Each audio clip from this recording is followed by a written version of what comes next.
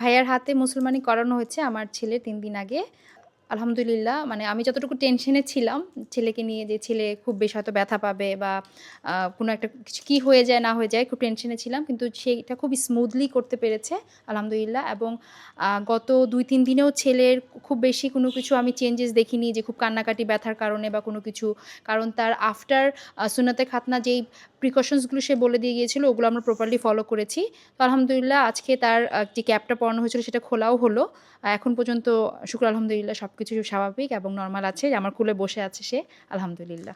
আমাদের কিছু প্রতিশ্রুতি ছিল যে সম্পূর্ণ ব্যথামুক্ত, রক্তপাত ছাড়া এবং শিশুবান্ধব পরিবেশ। আমাদের কথার সাথে কাজের কি মিল পেয়েছেন কি?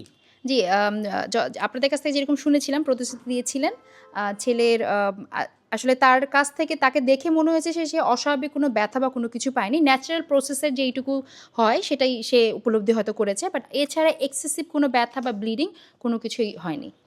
আসলে যেভাবে বাচ্চাকে কাম ডাউন করে আপনি তারপরে যে সুন্নতে খাতনাটা করিয়েছেন এবং পরবর্তী যে কাজগুলো করতে হবে ভালো করে বুঝিয়ে দেয়া এবং পরবর্তীতে আমরা যখন আপনাকে ফোন করেছি কোনো প্রয়োজনে, যখন সাথে, সাথে ফোনটা পিক করেছেন এবং রেসপন্স করেছেন, এই জিনিসগুলো আমার কাছে খুব ভালো লেগেছে।